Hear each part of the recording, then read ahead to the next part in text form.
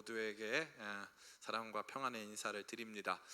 우리 주기도문 같이 함께 하나님 말씀으로 나눈 지가 벌써 6번째 시간이죠. 그러한 가운데 나는 주기도문 이 말씀 들으면서 기도 시간이 조금이라도 늘었다 하는 분 한번 손 들어볼까요? 네, 감사합니다. 나는 변화가 없다. 재식 형제 변화 없나요? 꾸준히 안 하고 있다는 건가요? 네, 감사합니다.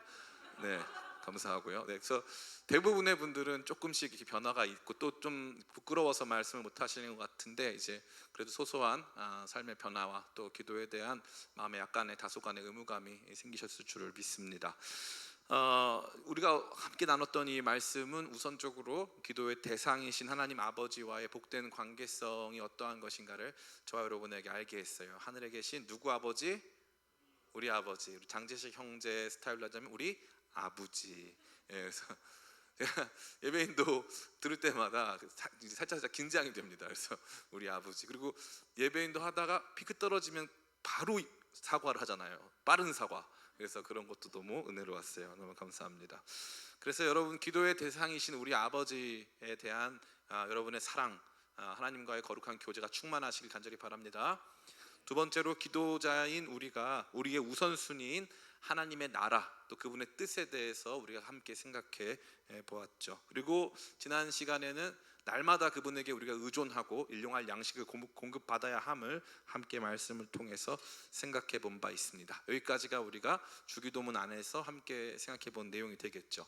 자, 이제 오늘 우리가 나누게 될 부분은 아마도 이 주기도문 기도 안에서 가장 신선하고 우리에게 있어서 큰 충격을 줄 만한 내용이 아닐까 생각이 듭니다. 바로 죄 용서를 구하는 내용이죠. 목사님, 죄 용서 저 날마다 기도하는데요, 이거 그렇게 우리한테 대단한 내용이 아닌데요, 죄 용서 당연히 구해야 되는 거 아닌가요? 하는 생각이 여러분들 가운데 있을 수 있겠지만, 이 죄 용서를 구하는 기도는 정말로 뭐랄까요, 우리에게 있어서 낯선 기도예요. 그리고 우리가 이 기도를 통해서 얻게 되는 유익도 상상을 초월한다고 감히 말씀드릴 수 있습니다. 아무쪼록 오늘 이 죄 용서에 대한 기도를 마치 처음 들어보는 것처럼 낯설은 시선으로 바라보며 이 기도가 우리에게 주는 귀한 메시지를 우리의 전인격으로 함께 받고 누리는 저와 여러분 다 되시기를 예수님의 이름으로 축원합니다.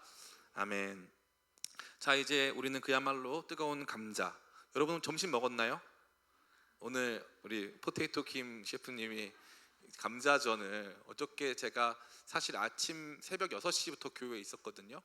교회에서 말씀 준비하고 막 기도하고, 여러분들 한 사람 한 사람 이름을 다 불러가면서 기도해요. 그래서 이제 그 기도하고 이렇게 준비하고 이렇게 있는데 밖이 좀 어수선해가지고 그때가 4시 한 30분쯤 됐어요. 나가봤는데 아침부터 감자를 갈고 있는 거예요. 와, 진짜 감자를 다 손으로 갈았어요.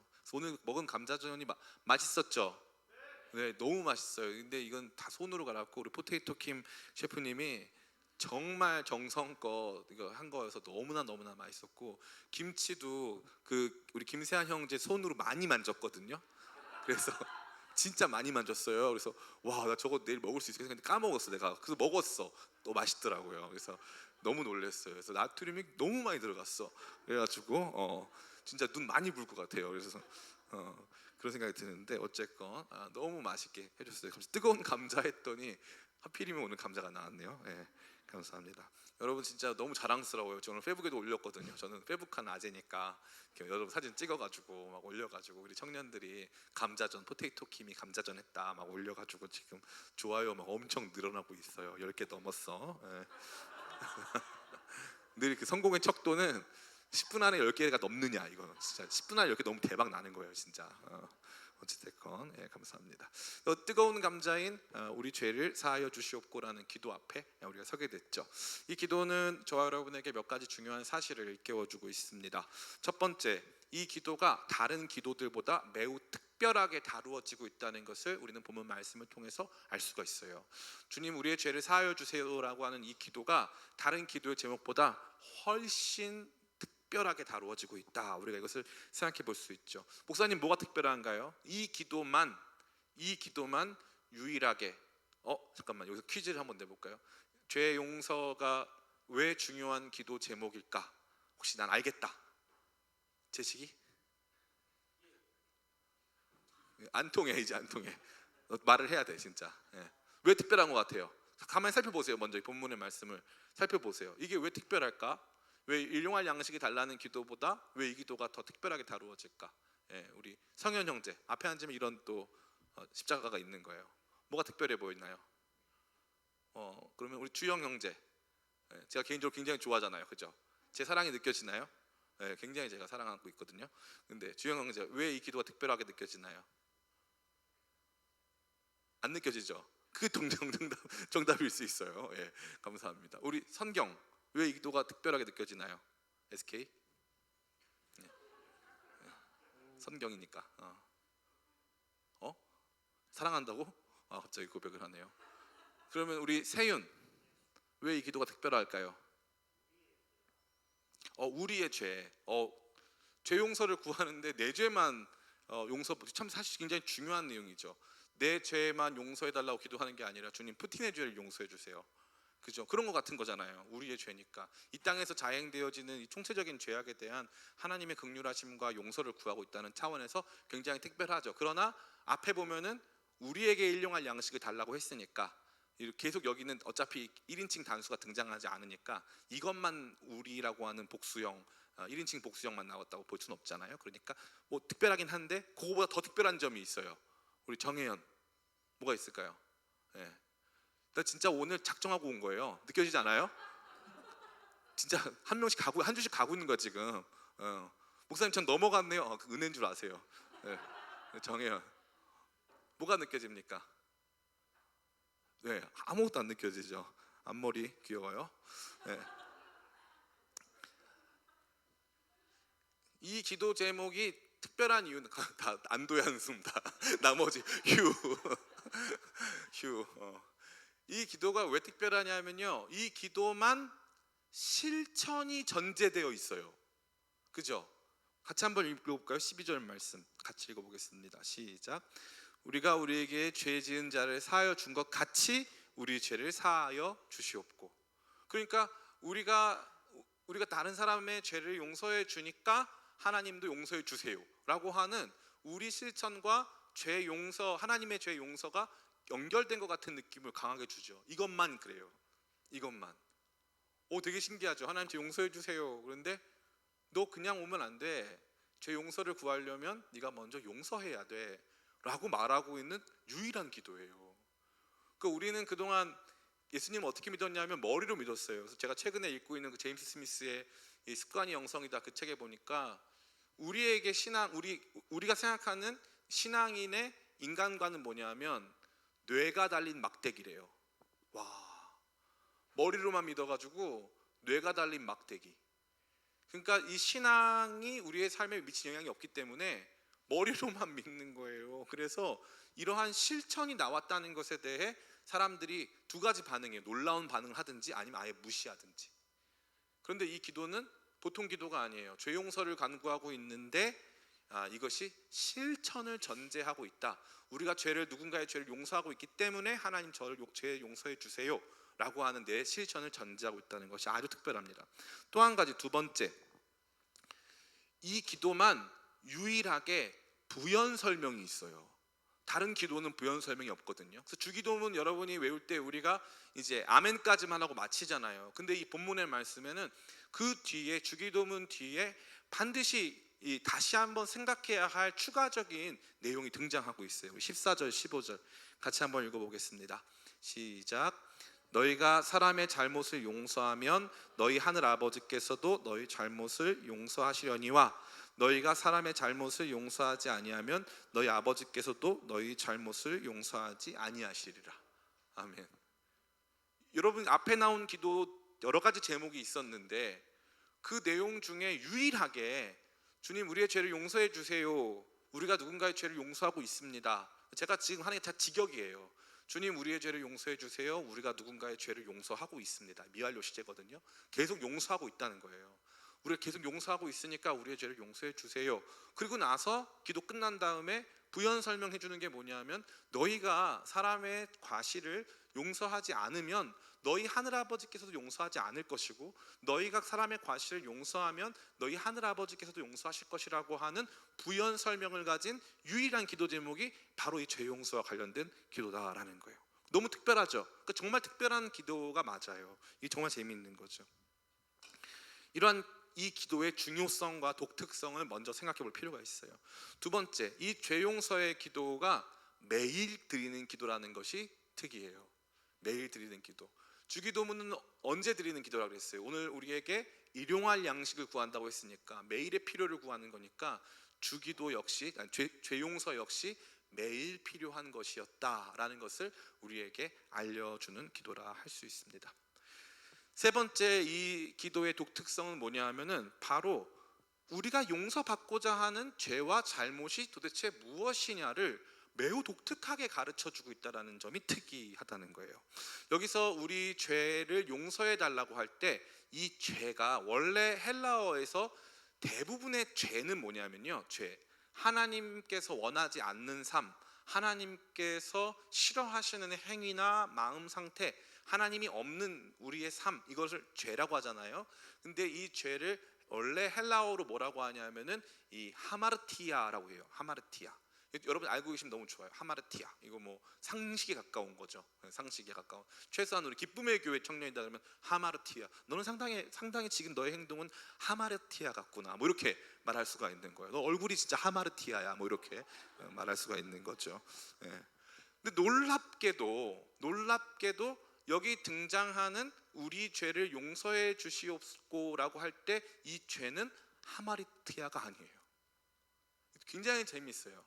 그럼 뭐냐 이거예요. 여기서 등장하는 헬라어는 오페일레마라는 동사예요. 오페일레마, 명사 오페일레마.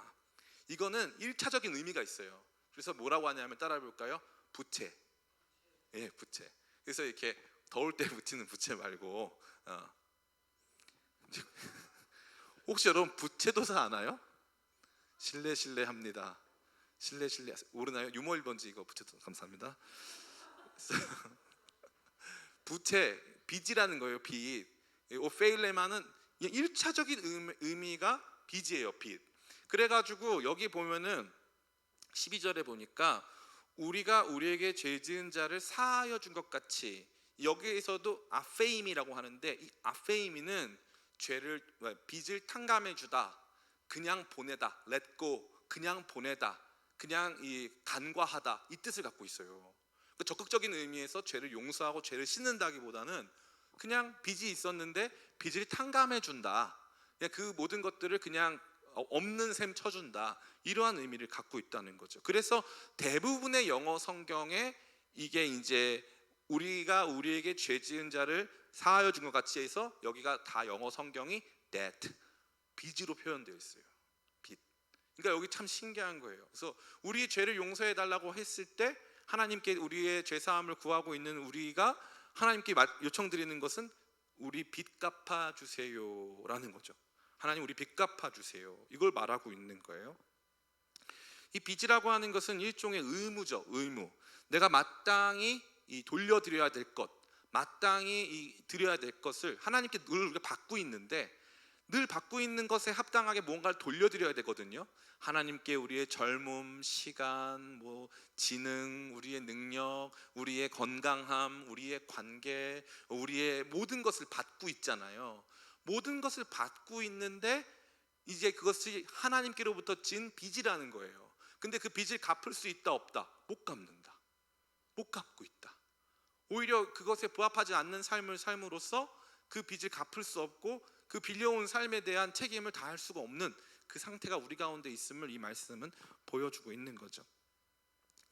놀랍게도 이 뒤에 등장하는 그러면 과연 목사님 그러면 이 빚, 여기 등장하는 빚이 꼭 그 죄가 아닐 수도 있겠네요 라는 생각을 어떤 사람들이 할 수도 있어요. 그죠?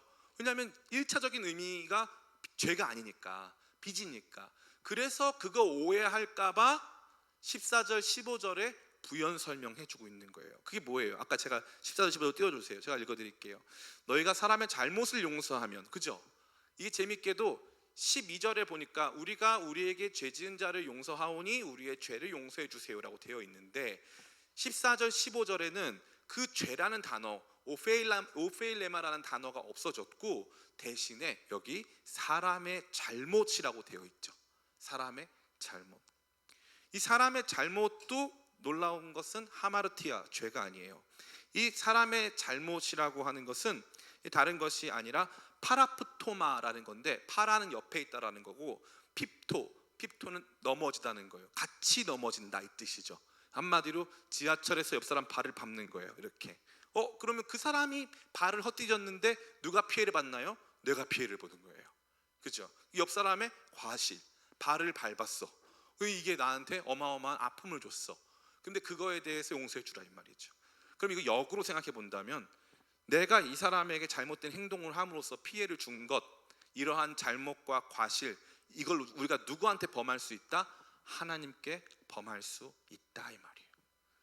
그러니까 여러분들이 하나님께 피해를 드리고 하나님께 아픔을 드릴 수 있다 이 말이죠. 이게 죄의 본질이에요. 죄는 하나님을 아프게 하는 거예요. 이게 참 중요한 거죠. 이거에 대해서 많은 사람들이 몰라요. 그래서 우리가 은혜를 상실하는 대부분 이유가 뭐냐면, 이거 죄야. 너 이렇게 하면 안 돼. 근데 언젠가부터 이 죄의식이라는 게 그러면 이런 거죠. 기쁨의 교회는 이제 음주에 대해서 보수적이죠. 술을 잘 안 마시잖아요. 우리 마시는 거 제가 많이 정죄하고 이래가지고. 그러면 이제 인스타에 올리기만 해봐. 그래서 이렇게 이제 술을 마신단 말이에요. 그러면 이제 불만이 있는 거예요. 목사님, 아니 성경에 술 마시는 게 어디 죄라고 돼 있습니까? 어디 죄라고 돼 있어요? 목사님, 예수님도 포도주 드셨어요. 저희도 먹게 해주세요. 이제 우리 생각에는 뭐 이런 거예요. 그러니까 뭐가 죄냐 아니냐. 그래서 그 법을 어겼냐 안 어겼냐. 그럼 제가 여러분에게 말씀을 드릴게요. 첫 번째, 여러분 술 먹는 거 죄예요 라고 제가 증명하면 여러분 술 안 마실 거예요? 대답이 없죠. 많은 사람들이 착각하는 거예요. 우리는 의로울 수 없어요. 죄이기 때문에, 죄로 규정되어 있기 때문에 안 하는 게 아니에요. 이게 진짜 중요한 거예요. 모든 것이 가하나 모든 것이 유익한 것이 아니라고 성경은 말하고 있어요. 복음은 여러분을 그러한 방식으로 제한하지 않아요. 대신 이건 있어요. 저와 여러분들을 더 거룩한 삶을 살도록 독려하고 요청하고 촉구하고 있어요. 이게 복음적인 삶의 핵심이에요. 이게 죄니까 이거 안 하겠다, 그 수준의 삶이 아니라는 거죠. 다시 본문 말씀으로 돌아와요. 오늘 본문 말씀은 우리가 사람들 사이에서 이루어지는 죄의 용서와 용납이 하나님 안에서도 이루어질 수 있음을 보여주면서, 우리가 하나님께 죄를 범함이 단순히 율법 어김을 넘어서 하나님에게 구체적인 피해를 드리고 하나님의 마음을 아프게 하는 것이라는 것을, 다시 말해서 죄된 행동이, 따라해 볼까요? 인격적이라는 것을 보여주는 거예요. 여러분이 만약에 집에 가서 너무 화가 난 나머지 엄마를 때렸어요. 그럼 여러분은 어떻게 될까요? 여기 법대생들 있죠. 엄마 때리면은 무슨 죄 성립합니까? 폭행죄죠. 폭행죄 성립을 해요. 그러면 이제 엄마 때리고 아빠 때린 다음에 가가지고 제가 그러면은 엄마 아빠 때렸으니까 저 폭행죄 주세요. 죄 달게 받겠습니다. 엄마 아빠도 그러면 너가 나 때렸으니까 합의금 500만 원이고 그럼 너 같이 처벌 받으면 나 용서해 줄게. 내 마음 풀렸어. 너가 깜빵에 감으로써 내 마음이 풀렸어. 이게 양자 사이에 나타나는 죄의 모습일까요? 아니잖아요. 내가 만약에 엄마를 때렸으면 엄마는 어떤 상태가 되는 거예요? 너무 마음이 아픈 거죠. 내가 사랑하는 내 아들이 나를 때렸으니까 나 너무 자존심 상하고 너무 마음 아프고 어떻게 살아야 될지를 모르겠는 상태가 되는 거죠. 이게 바로 죄의 인격성이라는 거예요. 하나님께 과실을 범한다는 것은 바로 이와 같은 모습으로 하나님께 과실을 범한다는 거죠. 그러니까 재밌어요. 앞에 보면은 주님 우리의 빚을 갚아주세요. 우리의 빚에 탕감해주세요. 우리의 빚이라고 하는 것, 우리가 마땅히 주님께 드려야 되는 삶이 있었는데 그런 삶을 살지 못한다는 뜻이죠. 그런데 그것은 뒤에 보니까 단순히 오페일레마를 넘어서 파라푸토마, 하나님께 실질적인 피해를 드리고 있다는 거예요. 그래서 여기 등장하는 죄가 어떠한 양상인지, 하나님께 인격적인 고통과 아픔을 드리고 있음을 우리 모두로 하여금 다시 한번 보게 한다는 거죠. 이것은 우리로 하여금 우리가 이러한 상태에 놓여져 있음을 보게 하고 끊임없이 이러한 상태에서 벗어날 수 없는 존재임을 말해주는 거예요. 이러한 내용은 마태복음 18장 23절에서부터 35절에 강조되고 있어요. 오늘 이 말씀을 읽으면 설교 끝납니다. 제가 한 절, 여러분 한 절 같이 읽을게요. 제가 먼저 봅니다. 그러므로 천국은 그 종들과 결산하려 하던 어떤 임금과 같으니 갚을 것이 없는지라 주인이 명하여 그 몸과 아내와 자식들과 모든 소유를 다 팔아 갚게 하라 하니,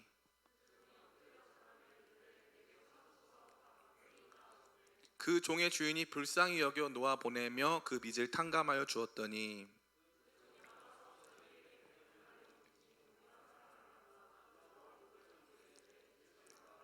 그 동료가 엎드려 간구하여 이르되 나에게 참아주소서 갚으리이다 하되, 그 동료들이 그것을 보고 몹시 딱하게 여겨 주인에게 가서 그 일을 다 알리니,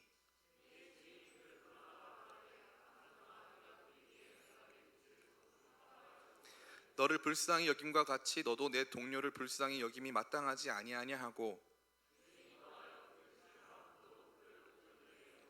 같이 읽겠습니다. 너희가 각각 마음으로부터 형제를 용서하지 아니하면 나의 하늘아버지께서도 너희에게 이와 같이 하시리라. 아멘. 저를 보세요. 이 만달란트는요 어떤 단위냐면요 1달란트가 무게 단위예요. 무게 단위. 1달란트가 금으로 환산했을 때 언제나 23kg입니다. 23kg.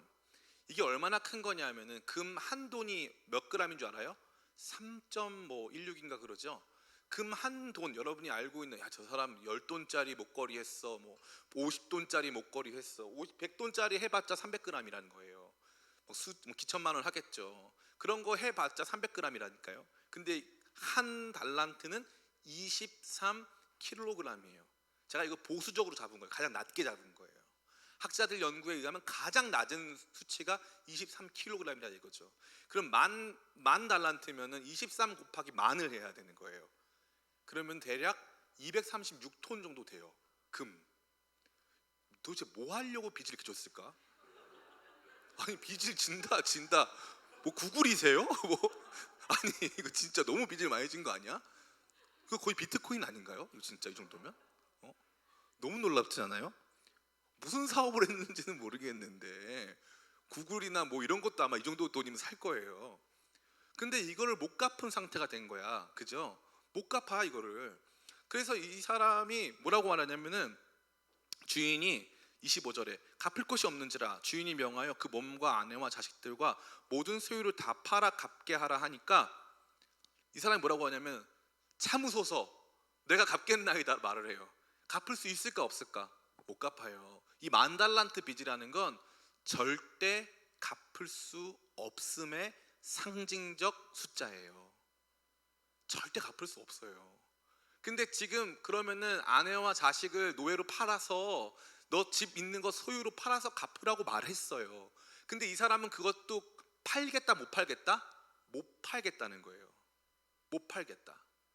못 팔겠어서 참아달래요. 그러니까 무슨 일이 발생했냐면 27절에 그 종의 주인이 불쌍히 여겨 놓아 보내며 그 빚을 탕감하여 주었더니, 이 빚을 갚아줬는데 무슨 이유로? 불쌍히 여겨서 갚아줬다는 거예요. 생각해 보세요. 금 236톤 넘을 것 같은데 어쨌건 23 곱하기 만이니까 맞을 거예요. 236톤. 236톤이면 주인 입장에서도 큰 돈이에요, 작은 돈이에요? 주인을 되게 너무 과대평가하시는 것 같은데 이건 누구한테도 큰 돈이에요. 누구한테도. 대한민국도 큰 돈이고 미국도 야, 그 부담스럽다. 이렇게 그런 돈이야 이건. 이게 보통 돈이 아니에요. 이거를 빌려갔는데 너무 불쌍하니까 인간적으로 정말 조심스러운 표현이지만 죽여도 모자랄 판에 진짜 불쌍하니까 봐준다고 탕감해줬어요. 탕감해줬어요. 그리고 났더니 이 사람이 누굴 만나냐면 28절, 그 종이 나가서 자기에게 100데나리온 빚진 동료 한 사람을 만나 붙들어 목을 잡고 이르되 빚을 갚으라 하매. 100데나리온은 1데나리온당 10만 원 계산하면 돼요. 그러면 100데나리온은 얼마 정도 됩니까? 1000만 원 정도 되는 거예요. 1000만 원. 큰 돈이죠.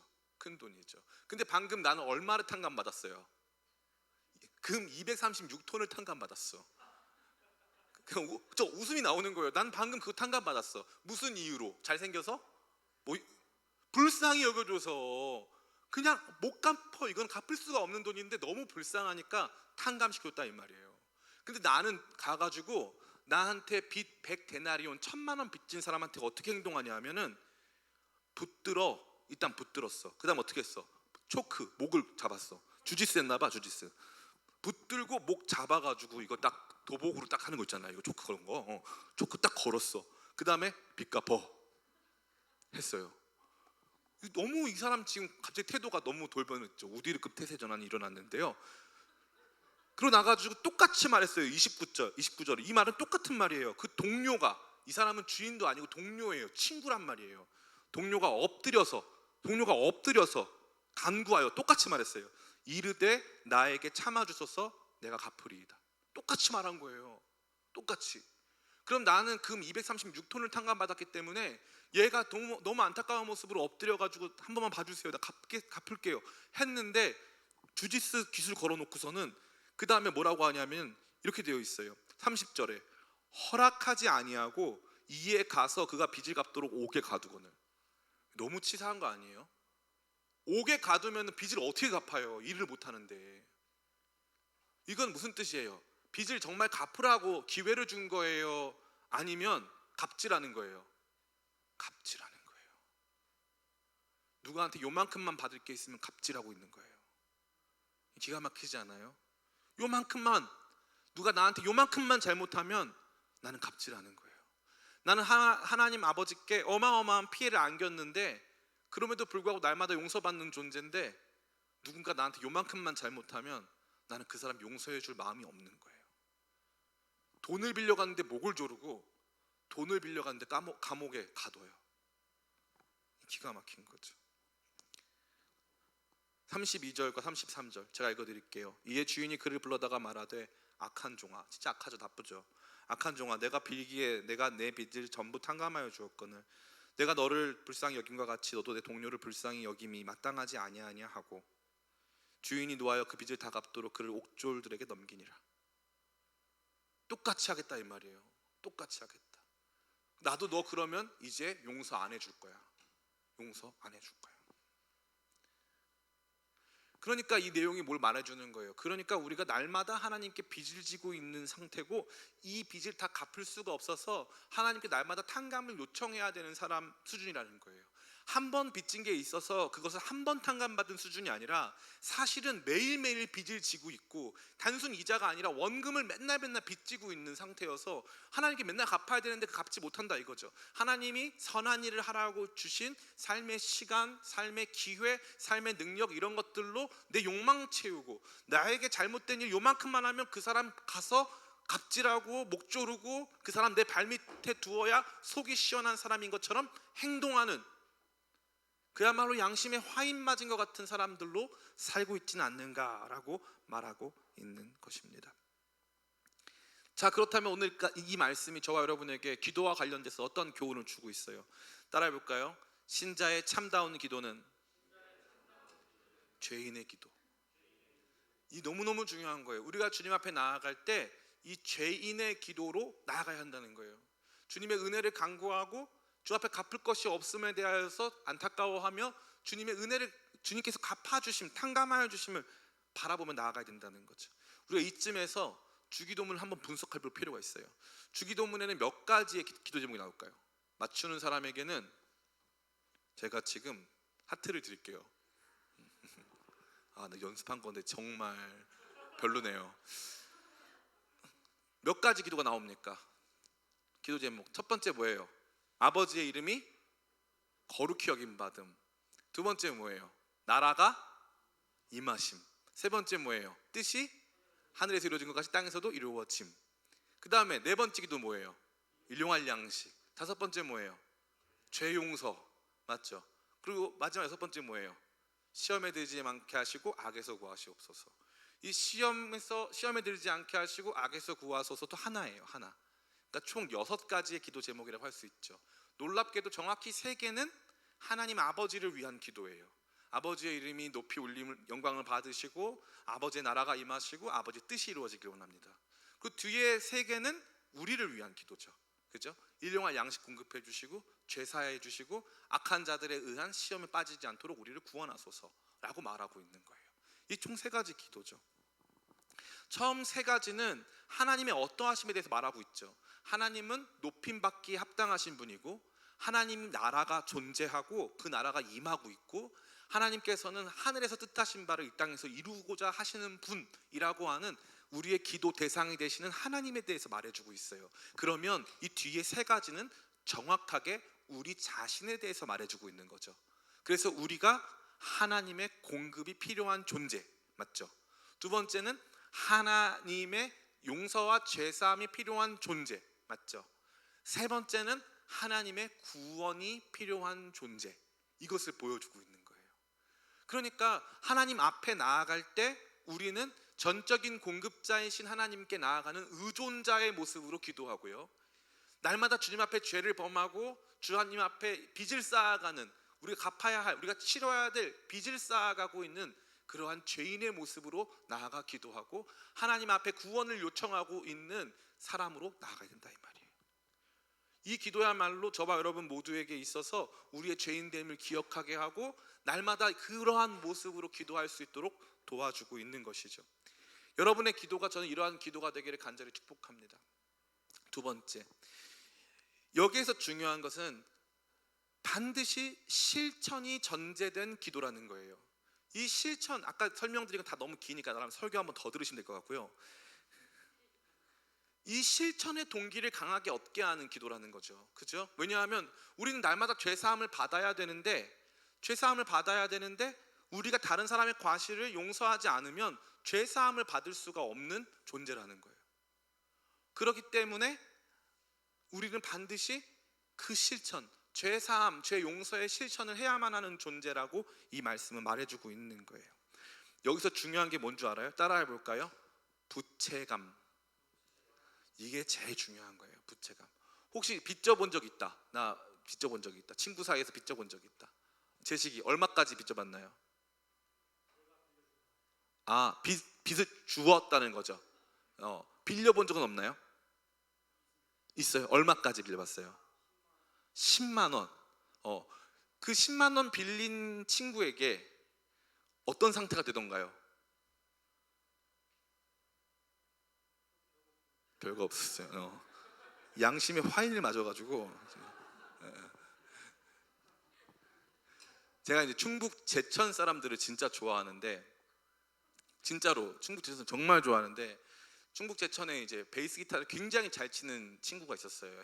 우형기라는 친구가 있는데, 얘가 너무너무 착해요. 그래가지고 이제 제가 걔를 이제 레슨 선생님 소개시켜줘가지고 이제 서울에서 이제 음악 활동하고 지금 아마 제천 내려가 있나 그런 것 같은데, 얘가 이제 친구들이 얘한테 너무 착하니까 돈을 빌려가는 거예요. 제천 사람 착해서 돈 빌려가도 괜찮아요. 소진이 여기 제천 사람이 있어요. 제천 사람 여기 있어요. 예.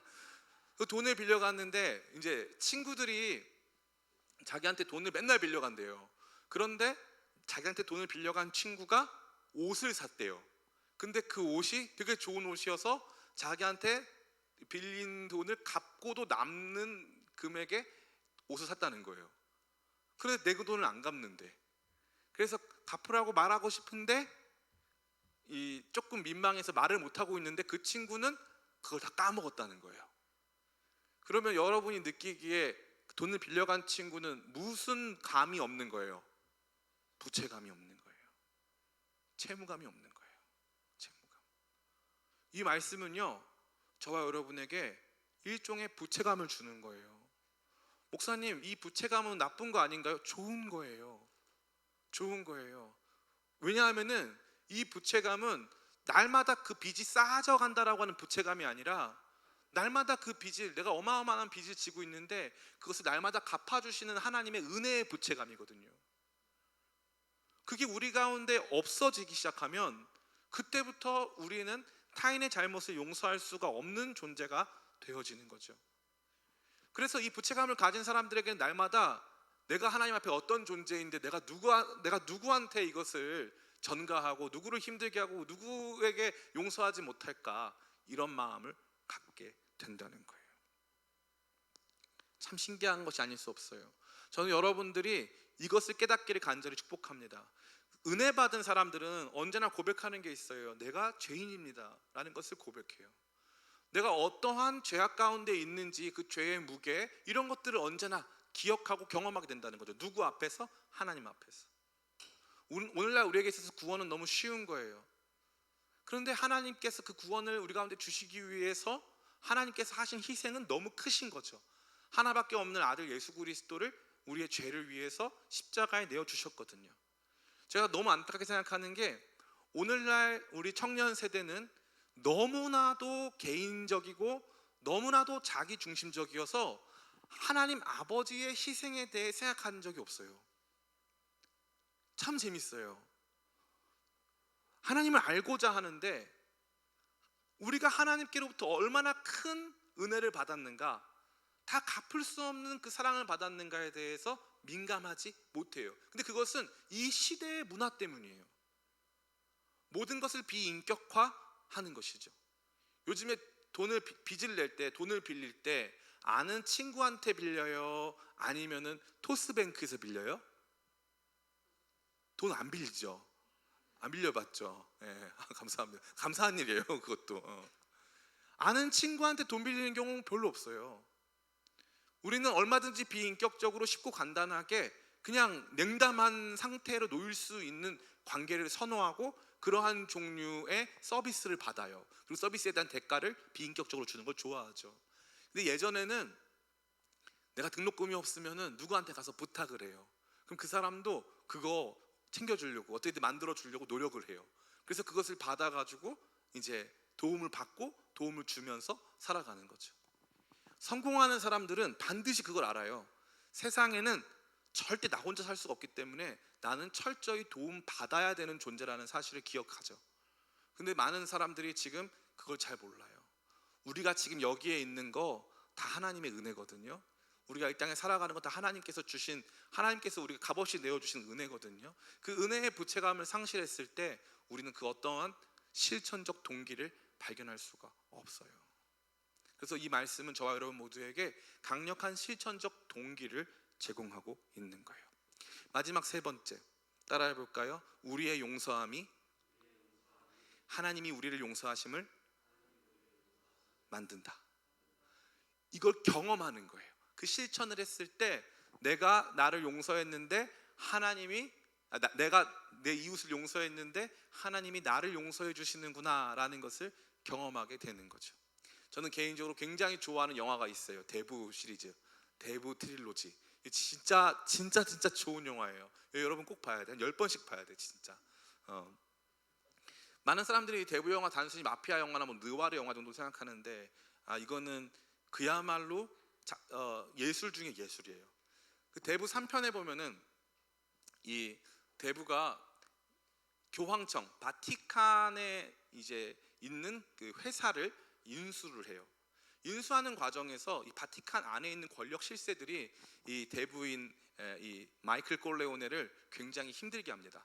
그래가지고 이 다음 교황이 될 만한 사람이 있는데, 이 다음 교황이 될 만한 사람을 찾아가서 자기의 어려움을 토로해요. 난 일하려고 했는데 이 교회 내부에 정말 부패한 세력이 내가 하려고 하는 이 일에 대해서 방해를 놓는다. 그러니까 이 추기경이 람베르토 추기경이라는 사람인데, 이 람베르토 추기경이 갑자기 이 분수에서 돌멩이를 하나 딱 꺼내더니 이 돌멩이를 분수대에 딱 치면서 돌멩이를 깨요. 와, 힘 진짜 세더라고요. 람베르토 추기경이 돌을 딱 깨면서 가운데 딱 보여줘요. 이 돌멩이는 수백 년 동안 이 분수 안에 있었지만 물이 한 방울도 이 안에 침투하지 못했다고. 평생 수백 년간 유럽 사회는 기독교 안에 있었지만 그 복음이 돌멩이 안에 침투하지 못했다고 딱 얘기를 해요. 그리고 나서 이 마이클 콜레오네한테 뭐라고 하냐면은, 당신 나한테 혹시 그 뭐라고 하죠? 이 고백, confession, 그 천주교 용어로 뭐라고 하는데, 고해성사. 똑똑해요. 예, 고해성사를 하고 싶냐고 물어봐요.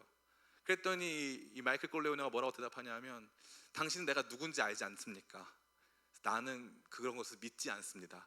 그러니까 람베르토 주교가 하는 말이, 당신이 믿지 않아도 상관없으니까 한번 믿을 게 뭐냐, 한번 해봐라.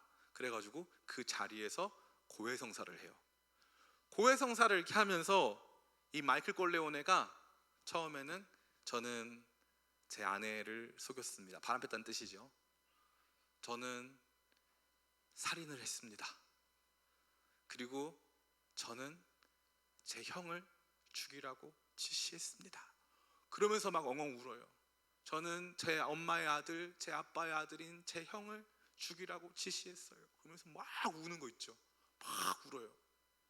막 울면서 이제 그때 람베르토 주교가, 당신의 죄는 용서받을 수 없다고, 이렇게 큰 죄를 졌으니까 당신이 그렇게 힘든 거라고 하면서 강하게 질책하고 그에게 그래도 기도해주고, 그 장면이 끝이 나요. 제가 보면서 그거 보면서 같이 울었어요. 왜냐? 오늘날 우리 개신교회에서 일상적인 성도들의 죄악에 대해 우리 목회자들이 개입할 수 있는 여지가 없어요. 그런데 천주교 신부들, 물론 그 성경적이지도 않고 옳은 것도 아니고 긍정적이지 않아요. 그러나 그럼에도 불구하고 보면서 그 죄 문제에 대하여서, 그의 삶에 실제적으로 이루어지고 있는 그 죄 문제에 대하여서 그것을 토로하라는 거예요. 그것을 토로해라. 그 부분에 대한 용서를 구해라. 그 형은 이제 죽고 없지만 네가 그 잘못을 했다는 것에 대해서 용서를 받아라라고 요청하고 있는 거죠. 보면서 너무너무 놀랐어요. 다시 말해, 죄 용서의 실천적인 국면에 있어서 우리 개신교회는 천주교회보다 훨씬 더 뭔가 이상적이고 현실적이지 못한 모습을 갖고 있다는 거예요. 그래서 내가 누군가에게 잘못을 했을 때 이 잘못을 범하고 이 관계에서 죄 용서를 구하는 것이 하나님과 연결될 수 있다는 걸 보여준 적이 없어요. 너무너무 안타까운 거죠. 하나님 앞에 죄 용서를 받는다는 것은요, 죄 용서를 받는다는 건 서로가 서로에게 죄 용서를 받는다는 거예요. 영화 미션에 보면은 이 한 노예 상인이 등장해요. 단순히 노예 상인이 아니라 이 사람은 노예들을 사냥해가지고 노예를 갖다 파는 사람이에요. 근데 이 사람이 노예를 갖다 팔다가 나중에 이제 자기 애인이 자기 동생과 바람이 나가지고 분쟁하다가 싸우다가 자기 동생을 칼로 찔러서 죽여요. 그리고 나서 감옥에서 막 오열하고 있는데, 가브리엘 신부라고 하는 사람이 그 사람을 딱 데리고 가가지고, 멘도사라는 사람인데, 멘도사라는 사람을 딱 데리고 가가지고 용서해주고, 우리 같이 당신이 노예 사냥하던 곳으로 돌아가서 거기에서 복음 전하고 살자 요청을 한 거예요. 그랬더니 멘도사가 뭐라고 말하냐면은, 나는 죄인이기 때문에 그냥 거기에 올라갈 수는 없다. 이 남미 최대 폭포인 이과수 폭포를 자기가 그동안 노예 사냥할 때 썼던 칼, 창, 이 갑옷, 방패 이런 거 다 메고 죄인의 모습으로 올라가는 거예요. 올라가가지고 멘도사 수사가 거의 다 올라왔는데 이 사람 이제 죽게 생긴 거예요. 그러니까 가브리엘 신부가 그 끈을 끊어줘요. 그랬더니 어떻게 하냐? 다시 이과수 폭포를 내려가서 다시 그 끈을 가지고 다시 올라가는 거예요. 나는 죄인이다 이거예요. 그리고 나가지고 그 아우카 부족, 자기가 노예 사냥했던 부족에게 딱 가요. 그러니까 그 부족에 딱 가니까 누가 칼을 들고 오는 거예요. 저 사람이 우리 옛날에 우리 아들 죽였고, 저 사람이 우리 딸을 납치해간 저 나쁜 노예 사냥꾼 멘도사. 그러면서 이제 가다가 어떻게 하냐면, 그 사람이 그 칼로 멘도사를 찌르는 게 아니라 멘도사가 갖고 왔던 이 자기 죄악의 증거물들 있죠. 그거를 칼로 끊어주고 그의 몸에 있었던 밧줄을 다 끊어줘요. 그랬더니 멘도사가 막 엉엉 울어요. 그 사람의 용서가 자기에게는 하나님의 용서처럼 느껴진 거예요. 이 기도는요, 이 땅에서 우리가 누군가에게 하나님의 용서를 경험케 하고 우리 자신이 하나님의 용서를 경험하게 하는, 서로 용서하는 이 관계 실천이 결국 하나님의 용서를 경험하게 하는 구체적인 실제임을 보여주는 너무너무 중요한 기도 제목입니다. 이제 말씀을 다 마쳐요. 제가 이 기도 제목을 준비하면서 여러분과 제 안에 있는 용서하지 못함에 대해 생각해 봤어요. 저는 좀 완벽주의자거든요. 완벽주의자여가지고 제가 막 터치하지 않잖아요. 웬만한 일 잘 터치 안 하는데, 왜 터치를 안 하냐 하면 제가 터치를 하면 살아남을 사람이 아무도 없어요. 또 터치를 안 하는 거예요. 예전에 제가 찬양팀 그걸 많이 했는데 2006년도에 한 이제 이 할렐루야 교회에서 집회를 하는데 3,000명 정도 모였어요. 제가 찬양 인도자였는데, 그때 이제 드럼 치는 친구가 이제 그 해병대 나온 친구였는데, 제가 이제 정말 그 친구를 제가 말로 너무 쥐잡듯 잡아가지고 얘가 이제 안 되겠다, 자기가 더 이상 이러면 안 되겠다 싶어가지고 밤새서 연습을 해온 거예요. 근데 제 눈에는 차질 않는 거죠. 제 눈에는 차질 않아가지고 걔한테 그 다음날 연습하는데 막 뭐라고 한 거예요. 제가 또 그게 뭐냐, 이게 뭐 연습한 거야? 이거 가지고 연습했다고 하는 거야? 지금 장난해? 막 이렇게 하면서 제가 들이민 거예요. 그랬더니 진짜 등치 산만한 애가 정말 오열을 하면서 엉엉 울더라고요. 왜냐면 걔는 밤을 샜거든요. 근데 포인트는 뭐냐, 밤새면 잘 안 돼요. 밤새지 마. 엄청 혼냈어요. 지금도 저는요, 뭐 지금 민수 긴장하고 있나요? 민수는 아니에요. 괜찮아요. 용서해 줄게요. 용서해 줄게요. 지금도 제가 다른 면에서도 마찬가지지만 교회 사역이나 뭐 설교나 이런 면에서 용서하지 못하는 마음이 되게 커요. 누군가 강단에서 다른 목사님이 말도 안 되는 소리를 했다. 그래서 그게 청년들, 성도들을 망가뜨린다. 막 너무 분노가 치밀어 오르고, 누군가 마땅히 준비할 것들이 준비하지 않았다. 그러니까 저는 가급적 못 본 채 해야 저도 살고 그 사람도 사는 거예요. 근데 이 말씀을 준비하면서 너 요즘 힘들지? 주님 물어보시더라고요. 내가 왜 힘들까 생각해봤더니 내가 하나님의 은혜를 경험하지 못하고 있더라고요. 왜요? 사람들을 용서하지 못하기 때문에. 저만 그럴까요? 아닐걸요? 부모님 때문에 상처받은 친구들 있죠? 은혜를 못 받아요. 은혜가 안 된다니까. 또 다른 사람들, 뭐 여기에 있는 친구들 중에 뭐 배우자는 없군요. 배우자. 네.